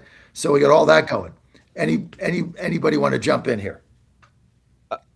Yeah, if no one else, I would like to talk about UCLA, not exactly a mid-major, but they've been a really good team that just has been unfortunately part of the Big Ten. And they have had to play Michigan, the Michigans of the world. They've had to play the Purdue's of the world. And actually, I'm looking at their schedule. I'm remembering now. Yeah, they beat Purdue earlier in the year, which is a big win for them. But then they turn around and lose to Indiana, in overtime. That was a big loss. But now today they got Illinois at 8:00, and that is going to be a big game. Illinois is really good. When you just start talking about college basketball, you start talking about really good teams. It's kind of a trend. Big Ten and Big 12. The Big Ten is absolutely loaded. I think there's going to be a championship. I think it's going to come out of the Big Ten. Michigan is just really, really good, elite. Shout out to Maryland. They're not exactly in that echelon, but hey, at least they're part of the Big Ten. But if we're looking at, we're talking about mid majors. That's what was that? That was just a slide swipe like negative. Yes, I know Maryland Terrapins have disappointed. I know they only got 3 wins in a conference, but they're just right there. Well, but here's the good news: they're still in the Big Ten. Hey, thanks for the bone. Hey, congratulations to the University of Pittsburgh. They're in the ACC still. They got Penn State's got 1 win. So I think, but yeah, no, at mid-major level, I think Furman is going to be a really good. Santa Clara is going to be really good. Overall, I mean, I think that's one of the best parts of March Madness is watching the Cinderellas. I can remember, I don't know, years ago. What was it? That had Sister Jean. What team was that? Loyola, right? Loyola, yeah. Their coach. She just died, I think. Yeah, she just died at 101. She was in triple digits for sure. Yeah. Now, listen, there are so many good teams. This is there's not that one clear. I mean, there's that one clear team that you say, okay, this is the team to beat in the NCAA. It's good. There's a lot of good teams. Oh yeah. And it's really going to be fun. These tournaments are going to be fun, and of course they mean a lot because you could have an upset winner wins their conference tournament. They get an auto bid. This is why it's so much better than football now, right? I mean, everything you just got to win games, right? And then of course when they make the selections, we'll all be watching that. Somebody's going to get left at the altar, folks. This segment is brought to you by Colonial Downs, my good friends, another founding sponsor of Godzilla Wins. I got 4 customers that have been advertising with us, founding sponsors for 7 years. You know how hard that is? That never happens. That's because they get results. Why do they get results? Because our good folks listening to us and watching us right now, like you, well, they're part of the team and they buy our products because they're really, really good. Now, I am fired up about our spring meet at Colonial Downs in New Kent. That's just 20 minutes outside of Richmond. Their spring meet 3 days. March 12th, my birthday, yay, through the 14th, Thursday, Friday, Saturday, highlighted by the Virginia Derby on Saturday, March 14th. Guess what? Winner of the Virginia Derby gets a one-way ticket to the Kentucky Derby, Churchill Downs in May, so you don't want to miss this. Tickets on sale right now. Join us Saturday, March 14th. I'm going to be there. Ann's going to be there. Probably going to have a suite on Friday. Got to join us for that, for the Virginia Derby, a day full of thrilling races, live entertainment, music, and more. That's, again, going to be on Saturday. This is going to be the spring meet on Saturday, March 14th. Really cool. March 14th. Gates open at 10:30. Parking is free. Now you can get your $5 general admission ticket. All you have to do is go to Ticketmaster.com/Godzilla. I'm sorry. Ticketmaster.com/Colonial Downs. Let's get that right. Ticketmaster.com, Colonial Downs. Get your general admission ticket, $5. Act now before it is sold out. They got other packages available. Check it out. Go to colonialdowns.com, colonialdowns.com. Virginia Derby, March 14th, spring meet, 12, 13, 14. We're going to be there, and I will see you there as well. Okay, guys, give me your pick to win the NCAA championship this year, men's basketball. I'm going to go around the horn. We'll go clockwise. Dan Hobgood, who's going to win the whole thing? Gun to my head right now, Michigan. Brendan Stowler. I can't disagree with that. It's got to be Michigan. They look like the best team. Logan Paul. All right, just for the sake of being different, I'll throw in their opponent for tonight, Duke. I think they're also a team that can certainly do it. They always are up there, and they got a pretty good squad this year with the Boozer twins. I think Duke's got a real shot to win it. I'm going Duke. I'm going Cooper Flag. I'm going seniors with experience. Very well coached team. So is Michigan, but I love Duke to win the whole thing. I did bet them to win the championship, so I put my money where my mouth is. But we'll see what's going to happen. Okay, guys, I'm now going to get to your favorite segment because I know you're chomping at the bit. You want to talk about the Penguins. You want to talk about the Pens. I get it, baby. Let's go. Let's talk about the let's talk about hockey. Hottest teams: Colorado Avalanche. Team never loses. 37-9, best record in hockey. My God, John, I was looking this up. Literally, they have not lost a game in regulation all year. unbelievable. Every single game they've lost has been in overtime. Jeez. Not one regulation game. And you know what? Here's a key to betting hockey. You can't look at anything that goes to overtime because that's 3-on-3, and then you got the shootout. I look at one thing: regulation games. That's where the real game is getting played. Kind of like now with Major League Baseball with the guy on second base. I mean, you can't even look at extra innings now, right? I mean, if you hold the team in the 10th inning, you can have 2 sacrifice bunts to win the game. It's just dumb. It's like literally crap. Another stupid thing that the MLB did because they're idiots. Not well run. But Avalanche is unbelievable. Tampa Bay, hot as a pepper, right there with Colorado, 37-14. Another team that I can't win a bet on this team, except finally I did win a bet. So is Carolina, is Raleigh. They're rolling that Metro.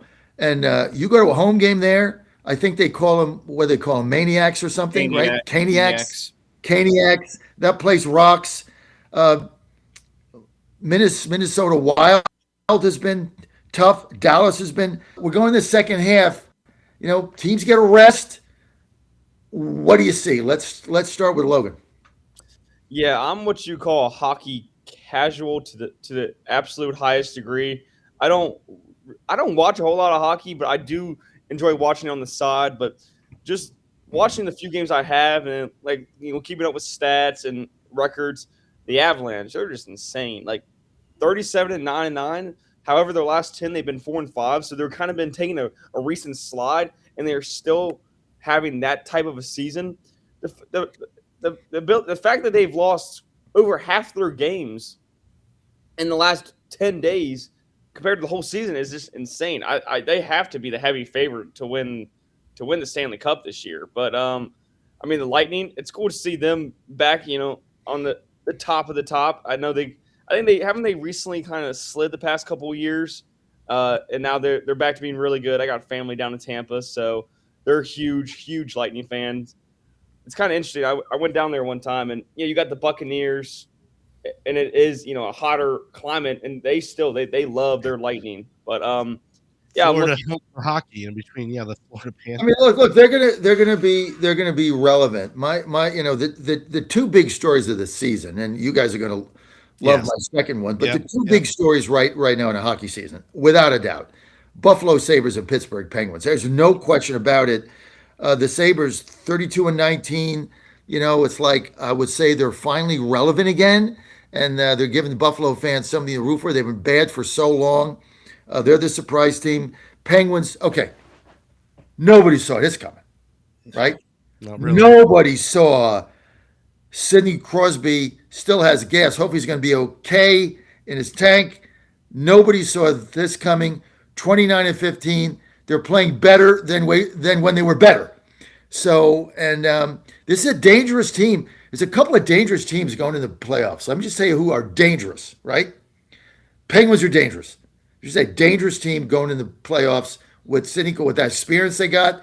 Plus they added some speed, and nobody saw this coming. I tell you, the other dangerous team, nobody wants to play in the first round. Montreal, nobody. They're rebuilt way ahead of schedule. If you watch this Montreal team play hockey, they're a bunch of kids having fun. Like that's all they do. They no matter what line they bring in, they're all like 20 years old. They get fights like crazy. They all having fun. They're a fun young team to watch. What they got going on in Montreal right now is really exciting. Anybody go ahead and weigh in. It's a bunch of kids having fun. Yeah, Montreal looks great, as you mentioned, John. But how about the Detroit Red Wings after missing the playoffs, the last 5-6 years, whatever it's been? They are in third place in the Atlantic right now, and they're only 6 points out of first place in the Atlantic. So very good chance that Detroit's going to be back in the dance this year. Of course, we got the Penguins and the Sabres, as you mentioned. Both these teams are surprising, but the team that surprises me the most this year, and not for good reasons, what happened to the Winnipeg Jets? This team was about to go to the Stanley Cup final last year, and they are way down in the Central Division. That's the thing that is great about hockey, though. You don't have these same teams every year that are constantly. It's not like baseball where it's going to be the Dodgers, the Yankees. Just a year ago, the Jets looked like they were going to win the Cup. That was your pick to win the Cup, John. I bet the Jets to win the Cup at the beginning of last season based on their goalie, and I thought the team they assembled the team for playoff hockey. That's quite the experiment. And they got knocked out, I think, in the second or third round. They never made it to the Cup finals. And this season, it's Fade City. I mean, just playing like crap. They're second to last place in the Central right when you build a team for the playoffs, you got to get to the playoffs. They forgot about that. Like, you got to get to the playoffs to build a team for the playoffs. Hockey resumes on Wednesday night. Here's the teams that are on the bubble. We talked about Buffalo. The Bruins, who everybody had written off for dead last season, they're wild card number 2, but they're getting knocked out in the first round. And I'll tell you why. They can't stop anybody. They just can't stop anybody. You get to the playoffs, you've got to have defense. You've got to stop the other team. You got to have a great goalie. Bruins allow way too many goals. I think they get knocked out in the first round. Columbus Blue Jackets, 29-20. They're going to probably make the playoffs. They got some talent. And then Capitals. It's painful. 29-23. It's painful watching this team night after night. Ovechkin is still grinding, but I mean they just never they never really look like they're going anywhere. Even if they win a game, like it's just a tough team to get excited about. So somebody just said here, Logan, the USA just broke their winter Olympic gold medal record since 2002. So yay, go USA. All right, so guys, final comments on hockey. Season resumes Wednesday night because I'm getting kind of fired up again. What do you think? Well, go ahead. Go ahead, Brandon. No, I just wanted to get everybody's opinion on something. So you look at a team like the Colorado Avalanche has been hot all season. How much do you think this hurts teams that have been playing well having the 3 weeks off? Because we haven't had this long of a break really since 2014 when they went to Sochi. Does that hurt a team like this, or are they able to pick up where they left off? What do you guys think? Logan? Yeah, I don't care what team it is, what sport it is. A 3-week break where you're not playing together as a team is going to hurt you no matter what. Just look at the college football playoffs. Every team that has had the first seed besides Indiana, I'm pretty sure has lost every single time. Ohio State, I think Ohio State's also the lone factor in that one, but they've all lost. Like Texas Tech got absolutely creamed this year, and they had a first week bye. It just hurts your team's gel. It hurts your team's rhythm. It doesn't matter if it's a week-long break or a 3-week break. 3 weeks, by the way, is absolutely insane, and I can now see why for so long the NHL didn't want to do this. Just because, cutting the season 3 weeks time. Right in the middle, like there's still 20, 30 games left. That is just not good for cohesiveness whatsoever. So yeah, I think it's definitely going to hurt the Avalanche, but it's going to hurt every team. Right. Yeah. I mean, it's gonna hurt every single team to a certain extent. We don't know what their practices have been, and it's gonna be. I mean, like Wednesday night. Like I'm not gonna make a bet Wednesday night. I don't know what the hell's going on. It's been 3 weeks. They'll probably make a bet anyway, but we'll have to see about that. But here's the teams that are done: Rangers done, Canucks done, Jets done. Forget them. I've been fading Vancouver every night and laying the price. Plus, sometimes I lay the goals because when they get beat, they get blown out. I mean, Vancouver is really they're just a dumpster fire. So I'm fading them every single night. I'm fading the Rangers. St. Louis. And this is the thing about the money line, and I do this in baseball. People see a line, minus 210, and they get nervous because I got to put up 210 to win 100, and they get nervous. I feast on that, right? Because if I get Skeens at home against Colorado and I'm minus 240, you know what? 7 out of those 8 games I'm going to win. So I don't mind laying the wood, and I do that in hockey. I don't like laying goals. Once in a while I'll do it because team they go to overtime, you lose, right? So I don't like laying goals, but I'll lay 220 against Vancouver every day because they don't beat anybody. Big story in hockey is this, guys. 8 teams currently are in a playoff position that missed the playoffs last year. Sabres, Kraken, Mammoth, Ducks, which means the NHL could see its highest year-over-year playoff turnover in league history. And the trade deadline is up, I think, first week in March. So there's going to be a lot of sellers. MLB needs to take a page out of this book. Yes. We are spending all this fun time talking about hockey and all these teams that are doing rebuilds, that have got a shot to make the playoffs because they have done the salary cap. They have done the minimum. Bad teams have to pay. They have to be compete. Good teams can't stock all the players. This is why hockey has grown enormously. And if baseball doesn't do this, the sport is going to, I'm telling you, it's going to die. That's why we're going to get a 2027 lockout. All right, who wants to get to, who wants I'll to jump in on this a bit, maybe bridge the gap here on a couple of topics. Look, my favorite sport growing up was baseball. I was a baseball guy until the strike in '94. I think that's when I sort of started to wane on my interest in baseball. But it's becoming more and more irrelevant. And football is by far the sport that I have the most rooting interest and viewing interest at this juncture. And that's because it's competitive. I mean, almost every year, if not every year, we have a team that finishes last in its division go to first in its division. And it's because of the way that the teams have to spend and have to work within the cap. And the NFL does a great job of that and of making teams who weren't competitive one year put in a position to be more competitive the next year, if not just outright competitive the next year. One thing I was going to say, and maybe this is 24 hours or 18-ish hours premature. The one thing about hockey, I think you talked about the Rangers a minute ago.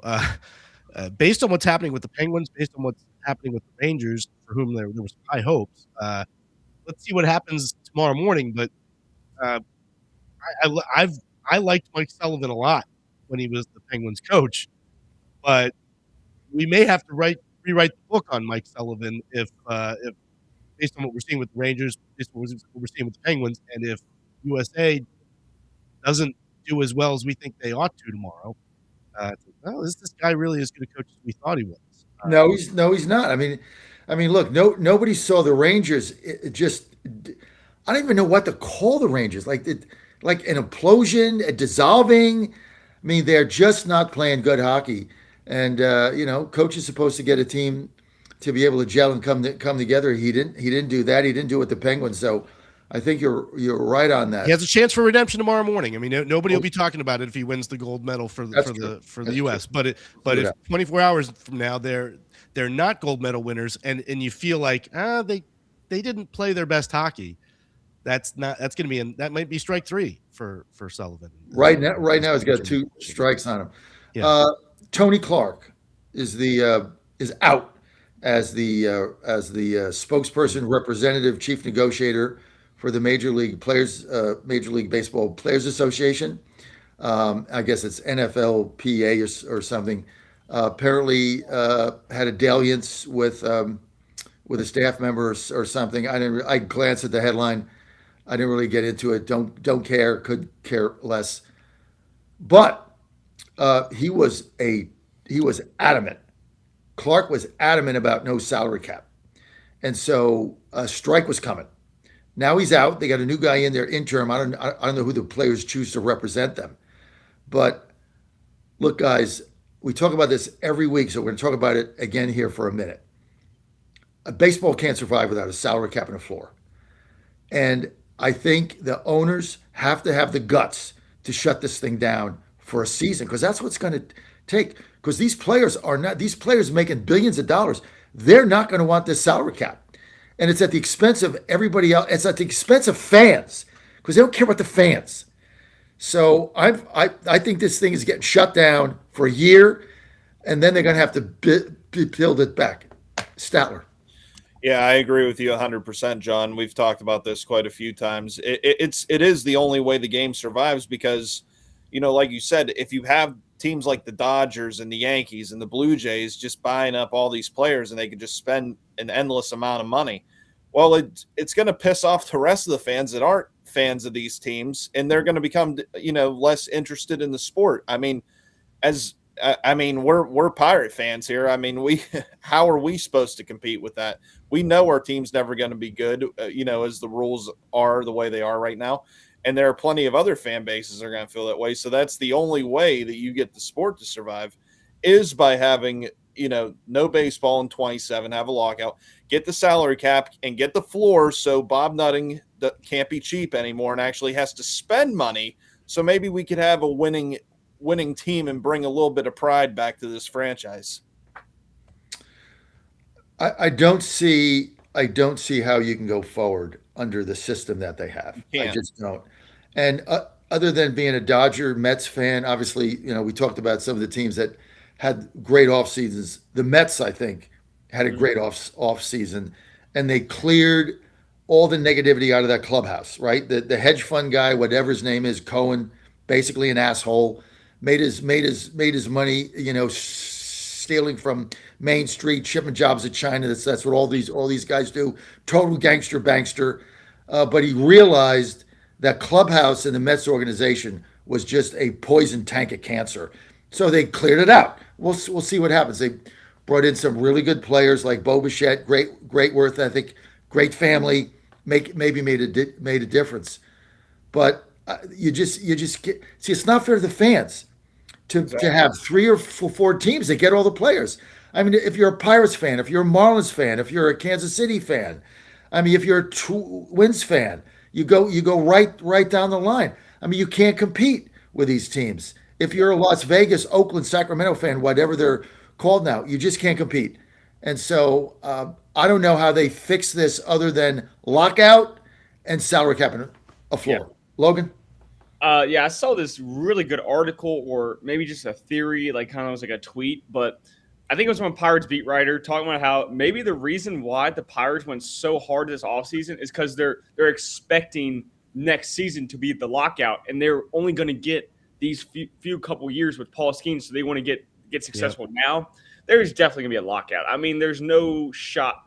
After the Dodgers were able to get Kyle freaking Tucker this offseason, of course. Yeah, there's going to be a lockout. The Dodgers hold too much power. The Yankees hold too much power. The Mets hold too much power. And there's just too many teams that can't compete. I'm pretty sure I just saw a clip. I think it might have been a Cleveland Guardian, like representative, maybe like the GM, talking about how he literally admitted, we can't afford these top players. We can't compete. So what can we do?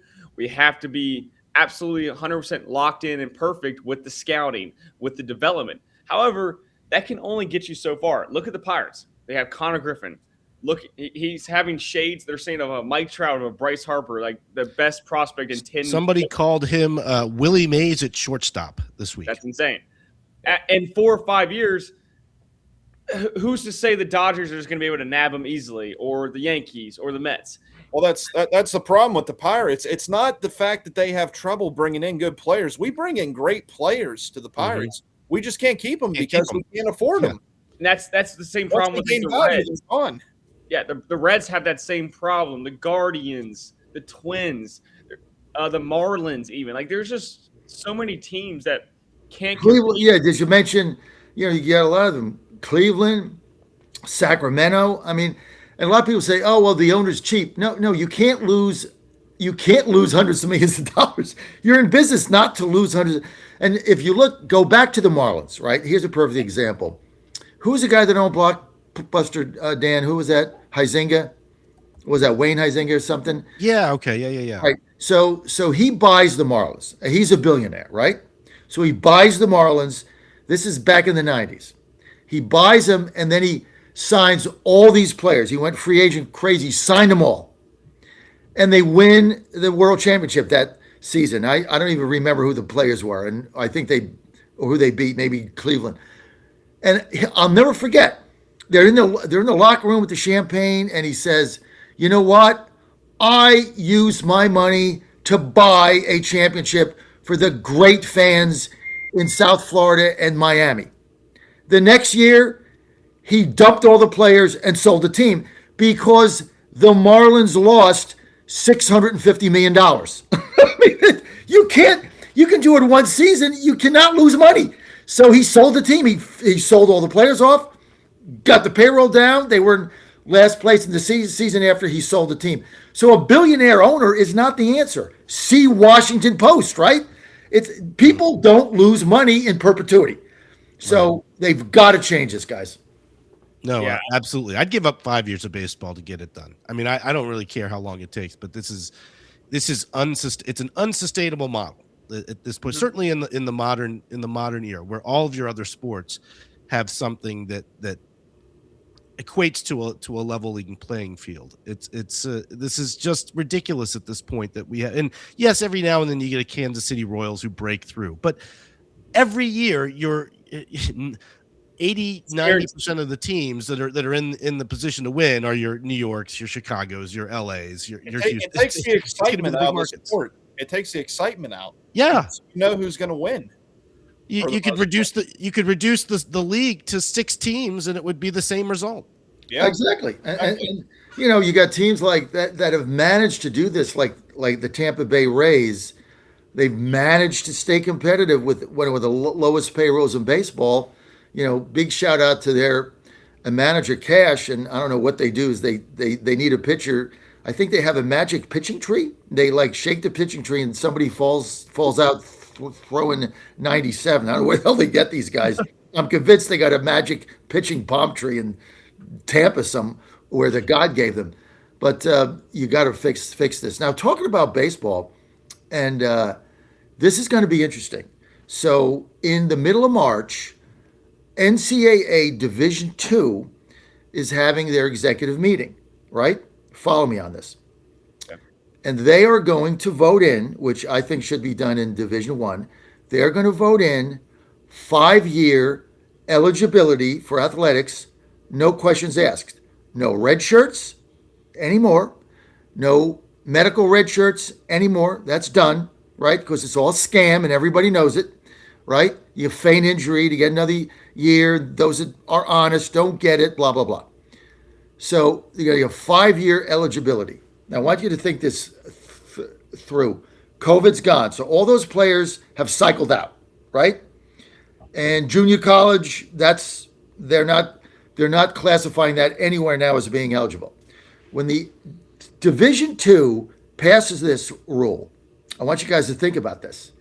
Now you have seniors, and this is going to affect not necessarily football, but it's going to affect baseball and basketball. We got seniors playing D1 ball, and they didn't get drafted, they didn't get signed. Their eligibility's up. But now the Division II has 5-year eligibility. So if you want to pitch, play, or shoot for another year and get your master's degree, you can get recruited by a D2 team and get a 5th year of eligibility, get a scholarship, maybe get some NIL money, and you are going to see an explosion of D2 basketball and baseball and some football raise up because they're going to get a boatload. I'm the first one to see this. They're going to get a boatload of D1 seniors who have no more eligibility that want to play another year and take a shot and get their master's degree. Comment on that. I see it coming. Nobody sees it but me, but it is coming. And it's going to revitalize the whole D2 structure, and then it's going to make D1 go to the same thing. Somebody weigh in. Am I crazy? No, I think you're on. You could be on to some. I don't know. I mean, the fact that it's only for Division II right now definitely is a good thing for them. I think they'll be able to jump on it early. And, I mean, if it works, D1 will certainly follow because, I mean, players are getting medical red shirts left and right pretty easily now. I mean, shout out freaking Tucker DeVries, who faked a freaking shoulder injury for the entire year and is now playing for Indiana in like his 6th or 7th season in college basketball. But yeah, I think overall for Division II, I mean, it's going to be hard overall to still get high Division I players to come down to Division II, but you might get some mid-major. You might get someone like, for example, that plays in Marshall. They might go down like Fairmont State to finish out their college career and get their master's degree. But I do think what's going to have bigger ramifications is if Division I follows it. If D1 follows it and you're automatically guaranteed 5 years on top of possibly getting 2 years of junior college, you're going to have dudes like that are grown men. 28. With like 27. Hey, every college is going to be BYU. They're all going to be in their 30s. They're going to be like, they're going to have like. It's professional basketball. It's professional sports at this point anyway. So exactly. But you go to a BYU baseball game, the one that I went to in West Virginia, and like half the kids on the team had families, like fathers, with kids and wives and all that. Well, I don't mean wife. I'm sorry. I don't want to get the more mad at me. All right, guys, we're about to wrap here, but I tell you what, I got a great night's sleep last night. I feel like $1 million. I got up 7 minutes before the show started, finding out that I was a host because Mitch didn't take his healthy cell. Mitch, what, dude? Mitch is not. He didn't take his emergency kit. He didn't take his healthy cell, so he's sick. I'm not sick. I'm never sick. Why? I got my emergency kit. But the other thing is, I get a great night's sleep because I got my REM sleep from Healthy Cell. I take my multivitamins and a gel pack. Healthy Cell, founding sponsor of the John Frederick Show and founding sponsor of Godzilla Wins 7 years. Listen, do yourself a favor. Quality of life. You want to go to Healthy Cell right now. Get their multivitamin. Get their REM sleep. Go to healthycell.com/Godzilla. Healthycell.com/Godzilla. Promo code Godzilla. You're going to get 20% off. If you don't have REM sleep, you're nuts. And it doesn't matter how old you are. This is good too for Logan and Brendan and Dan. You're all young guys. Yay. Good for you. Get your Healthy Cell REM sleep. Tear it off 15 minutes before you go to bed. Down it. Boom. You're going to get the best night's sleep ever. Take your multivitamin. You guys work hard. You're not eating right. I know what you guys are doing. You're going to the Dunkin' Donuts. You're going to the fast food line, right? You're going to the, Powell's going to like the Wawa, whatever they got there, Sheetz, 7-Eleven, eating that garbage out of the counter. I get it, man. You guys are busy. Got to be healthy. Take your multivitamin. Nothing against Sheetz, but, ever see that crap they got wrapped up in there? You have no idea how long that stuff so is. Good though. So God, good. I love Sheetz. I know, but or you go into thinking they got the hot dogs on the grill at the Quick Check that have been there since like December. Rot your gut. Go to healthycell.com. Promo code Godzilla. You're good to go. Jay Delsing and Golf up next, guys. My 2 best bets. Lay it in. Arizona on the road tonight. 3:00 plus 5.5. Number 1 and Vanderbilt, Tennessee at home minus 3.5. Those are my 2 best bets of the day. We'll see you guys next week, Monday. If I ever get back to Washington, I have no idea how I'm going to get there with the snow, but we'll see you Monday at 6 a.m. Either way, guys, have a great weekend. Jay Delsing Golf right now.